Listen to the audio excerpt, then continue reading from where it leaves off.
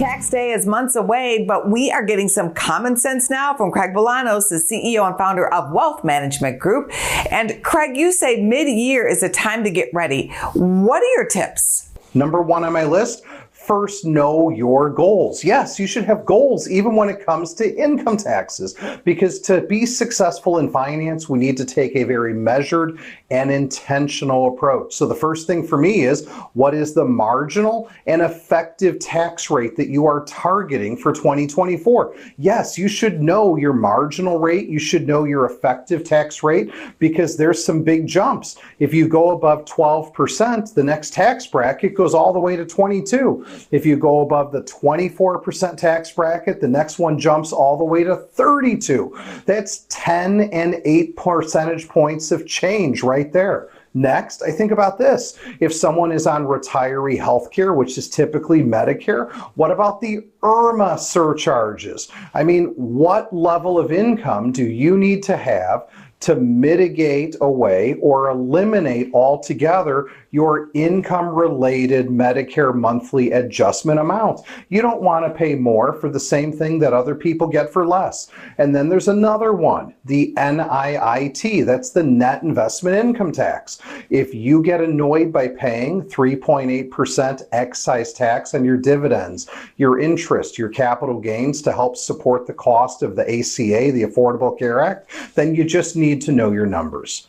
Number two on my list, you've got to understand. I mean, by assess and estimate. And by assess and estimate, I mean, we need to take stock.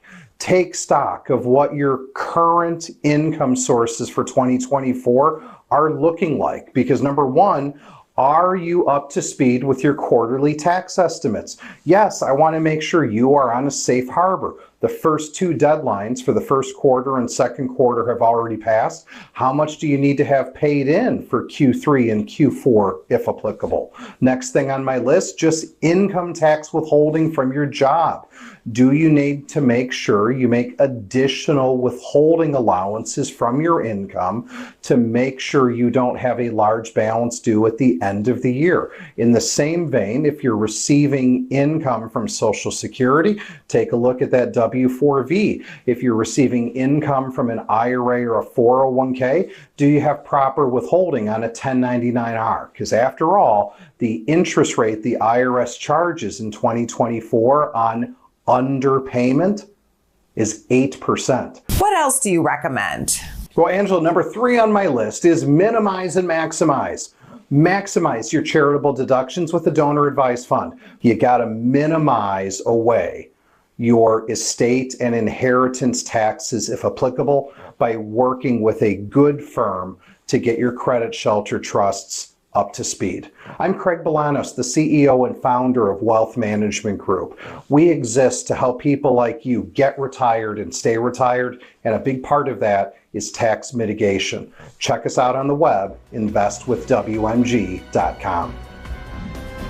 Go to businessfirstam.com for where to see our show on TV.